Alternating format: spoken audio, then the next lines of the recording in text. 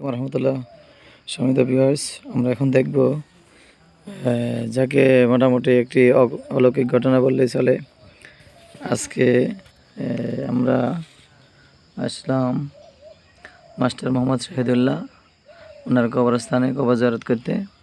গত 31শে আগস্ট উনি এখানে সমাধি হন।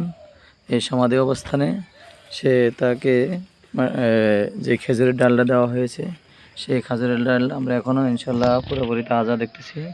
এই যে দেখছেন, পুরো খেজুর গাছের ডালটা এখনও ইনশাল্লাহ তাজা আছে। তো আল্লাহ তাআলা যেভাবে এটাকে তাজা রাখছে, সেই থেকে বোঝা যায় হাদিস অনুযায়ী এই খেজুরের ডালটা যতদিন কাঁচা থাকে ততদিন পর্যন্ত কবরের আযাব আল্লাহ মাফ করেন। তা আমরা আশা করি আল্লাহ তাআলা যেন এই মুজিজা অনুযায়ী যেন ওনাকে আল্লাহ জান্নাত দান করেন, আল্লাহ যেন সহজ করে দেন। আমরা এখান থেকে খুব সহজে দেখতে পাচ্ছি, একদম খুব সহজে কাঁচা। এই যে সামনের দিকে একটু এটা নাকি বাকিটা গরু নাকি ধাক্কা দিয়ে ভেঙে ফেলছে। এই যে বাকি অংশটা গরু ভাঙার পরে পুরোটাই ছিল।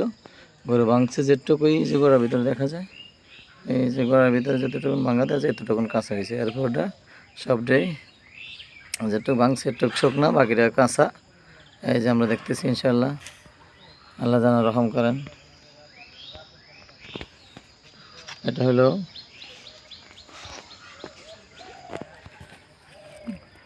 পিলগিরি গাজীপুর, আর হলো পিলগিরি কুমিল্লা বড়ুয়া আড্ডা পিলগিরি।